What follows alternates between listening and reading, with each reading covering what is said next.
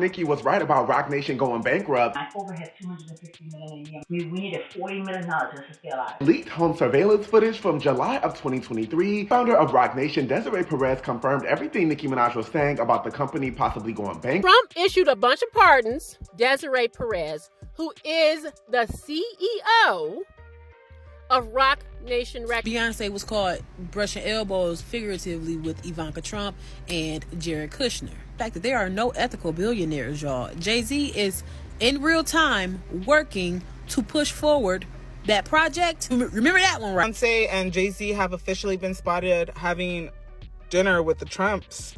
When are we going to apologize to Nicki for being right? Any of the people that Roc Nation co-founder Desiree Perez put in a federal penitentiary got released early, or if they were pardoned by Donald Trump. So new reports are flying around right now claiming that Beyoncé is allegedly making power moves behind the scenes to shut Nicki Minaj out of the music industry and block her from dropping future albums. And according to these rumors, it all supposedly ties back to Nicki going full MAGA at a recent event with Erica Kirk, which instantly set the internet on fire. But here's where things get real messy fast. Nicki's fans are not buying that explanation at all, not even a little. They're saying this has nothing to do with politics and everything to do with Nicki allegedly trying to expose Roc Nation for what they claim are serious RICO-level issues. The Barbz are convinced this is retaliation, not ideology, and they're calling it a power play straight up. And they didn't stop there. Fans were quick to point out that Beyoncé and Jay-Z were recently spotted looking real cozy with Ivanka Trump and her husband, which raised more than a few eyebrows. According to the chatter, Jay-Z is allegedly trying to push plans to build a casino and gentrify yet another New York neighborhood. And suddenly those political lines don't look so firm anymore. On top of that, people are also bringing up the fact that Donald Trump was the one who pardoned Roc Nation CEO Desiree Perez, which only added more fuel to the speculation. Yes, Beyoncé publicly endorsed Kamala Harris before, but since Trump returned to office, fans say her tone seems different. Folks are noticing that the Carters appear to be moving real comfortably behind closed doors with the Trumps and the Kushners, no hesitation. So now Nicki's supporters are asking the big question out loud. How can Beyoncé and Jay-Z criticize Nicki when they're moving just like every other ultra-wealthy celebrity couple, putting profit first and staying silent on all the chaos happening around them? That double standard is what has people heated. Which leads to an even deeper question. Did Nicki start leaning into MAGA because she caught wind that Roc Nation was allegedly plotting to ice her out? Or is there a whole different play happening behind the scenes that nobody wants to talk about yet? Because the timing of all this feels way too convenient to ignore. And to make things even wilder, more reports are circulating claiming that Beyoncé has allegedly kicked off a quiet campaign to freeze Nicki Minaj out of the industry completely. This all comes right after it was announced that Beyoncé will be co-chairing the 2026 Met Gala. And according to one insider, Beyoncé allegedly made it clear that Nicki would not be welcome anywhere near that event. So here's what's being claimed right now. Word on the street is that Beyoncé allegedly gave the Met Gala a straight-up ultimatum. If Beyoncé is involved, then Nicki Minaj cannot attend, period. And according to these reports, that was only the beginning of the pressure being applied behind closed doors. Because the rumors don't stop there. There are also claims floating around that Beyoncé has allegedly been quietly warning people throughout the music industry not to work with Nicki at all. No features, no collaborations, no behind-the-scenes support. If true, that's a serious power move and one that could change careers overnight. Now, sources close to the Carters are pushing a very specific narrative. They're saying Beyoncé feels Nicki crossed an unforgivable line by praising Trump and aligning herself publicly with Erica Kirk. According to them, that move alone was enough to cut ties completely. But here's where people start calling cap. Fans are quick to point out that Beyoncé and Jay-Z themselves have long-standing connections and friendly ties to Trump. So critics are saying this can't be about politics at all. Instead, they believe this is about revenge, plain and simple. According to Nicki's supporters, this is the Carters' response to Nicki allegedly going after Roc Nation and publicly calling out its controversial CEO, Desiree Perez. And that's where things get extra touchy. I tried 3 times to try to figure out how to institutionalize me. The first time was the incident on September 14th, 2023. She's trying to leave. She's not letting me leave. I had to call the police because she closed the electrical gate. She whispered in my ear, threatened me, called Javon the Nigger word, which I will not say, and tells me, if you don't do what I say, I'm going to have you committed. And away from that Nigger. She's hitting me, punching me from not hopping the gate. My poor dog. I'm trying to not drop my dog. Pinecrest police comes, forces her to open the door. And she tries telling them she's suicidal. And I'm like, what?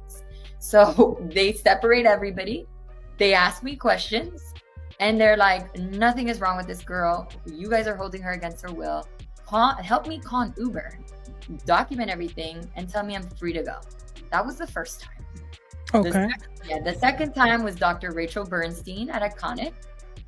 And then Javon's arrest happened a week after. And then the third time that they were successful was the March Madness. Back in 2021, Desiree Perez received a presidential pardon from Trump tied to her involvement in a 1994 conspiracy case involving illegal substances. This wasn't a small situation either. Reports at the time said she was caught with a large amount and charged as part of an organized operation stretching from New York to Florida to Puerto Rico. Now, normally, cases like that don't just disappear, especially when they involve organized networks and not a solo situation. That's why whispers started spreading that Desiree may have cooperated with federal authorities and shared information about others involved. That part has people talking heavy. What makes this even stranger is that many articles covering this story have quietly vanished from the internet. Still, some receipts are floating around. There's an old cover story claiming Desiree wore a wire after the feds closed in, and there was even a 2014 New York Daily News article, now deleted, referencing a June 11th, 1996 court hearing that raised even more questions. Court records are what really got people talking even louder. During a key hearing, an assistant U.S. attorney openly praised Desiree's cooperation, telling the judge that she had worked closely with federal agents and arguing that she should stay out of jail. That statement alone raised eyebrows because it suggested this wasn't just a one-off situation, but a deep level of cooperation. And here's the part that has fans connecting dots. Not long after all of that, Jay-Z went on to elevate Desiree straight to the top, eventually making her CEO of Roc Nation. For Nicki supporters, that timing feels way too convenient to ignore, and they believe it explains why there's so much tension that never gets addressed publicly. That's why Barbz keeps saying this situation didn't start yesterday. According to Nicki, Desiree's past didn't stop decades ago. She claims that after Jay-Z put Desiree in a powerful position, more questionable behavior followed behind closed doors, and the latest controversy only added to those suspicions. Sean Carter, investigate your team, investigate your management team. He hasn't addressed this not once. I understand it's not his business, but I think you should start looking into the people that you hire and the people that are involved in this, because if my freedoms were hindered and my civil rights were violated and I'm her daughter, then you need to be concerned as the second owner of this business to make sure that it's not happening currently to other people. The newest allegations come from Desiree's estranged daughter, Demare Hadley, who is now suing her mother. In the lawsuit, Demare claims Desiree allegedly orchestrated an involuntary psychiatric commitment and falsely labeled her as mentally unstable. She says her freedom was taken based on claims that weren't true. According to the filing, Desiree allegedly used Florida's Baker and Marchman Acts to have her daughter detained in a treatment facility. Those laws allow people to be held for evaluation under certain conditions, but they're extremely controversial because they rely heavily on subjective judgment rather than hard proof. Demare didn't stop there. She also accused Jay-Z of turning a blind eye to everything, claiming Desiree allegedly used Roc Nation employees to monitor and spy on her. That alone shocked a lot of people because it suggests corporate power may have been mixed into personal family conflict. But things get even darker when you read what Demare says was the real motive. In her lawsuit, she claims Desiree launched a full-on campaign against her because she married a black man. According to the filing, Desiree allegedly threatened her, saying she would have her committed if she stayed in that relationship, using a racial slur in the process, which has been censored in public discussions. And if Nicki hadn't spoken on this, most people would have never even known this lawsuit existed. There was barely any mainstream coverage, and many still don't know who Desiree is or how deeply tied she is to Jay-Z. That silence is exactly why fans believe this story runs way deeper than what's being shown on the surface. So Nicki shining a spotlight on this whole situation has really cracked open Roc Nation's inner circle and put Desiree directly under the microscope. And that's when things took an even darker turn. Demare later spoke out and said that what allegedly happened to her is now happening to Nicki in real time. Demare claimed there are eerie similarities between her experience and what Nicki is currently dealing with. According to her, Roc Nation allegedly tried to silence Nicki by coming after her family and even crossing lines involving her child, which instantly alarmed a lot of people watching this unfold. She went on to say that the parallels are impossible to ignore. Demare described the situation as genuinely frightening, explaining that Roc Nation allegedly has way more power behind the scenes than the public ever realizes. She warned that when that kind of influence is activated, it can get ugly fast. I think she's standing up for me because she has been through some trauma and some abuse with Roc Nation, with Desiree Perez, with other individuals. They've abused her. They've abused of her platform. They've abused of her talents. They've abused of her freedom of speech. They've abused her family. They've attacked her husband. They've attacked her child. And then Nicki herself stepped into the conversation on X and made it very clear she wasn't backing down. In a heated post, she wrote, "To the people in my DMs claiming it wasn't clear, hopefully the Demare lawsuit's massive, detailed, page-by-page claims get you fully caught up. And don't ever call me a liar." That message alone sent shockwaves through the timeline. Nicki's words made one thing obvious. She feels targeted, she feels dismissed, and she feels like people are purposely ignoring documented claims that she believes expose something much bigger. Whether people agree with her or not, it's clear she's standing firm and daring anyone to challenge her on the facts. And now the question everyone's asking is how far this situation is really going to go. Because once accusations start lining up like this, it stops looking like coincidence and starts looking like a pattern.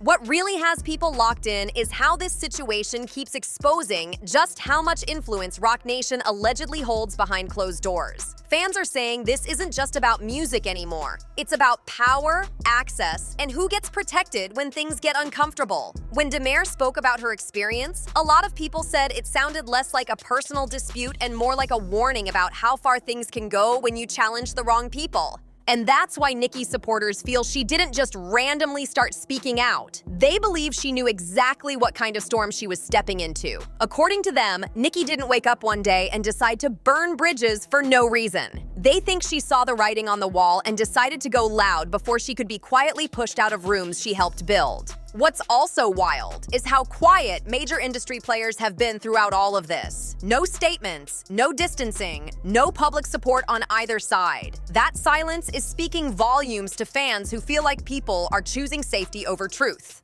When nobody powerful wants to touch a story, it makes folks wonder who they're really afraid of offending. Then there's the public reaction split right down the middle. Some people say Nicki is doing too much and letting paranoia guide her moves. Others say she's doing what most artists never dare to do: call out the machine that controls the industry.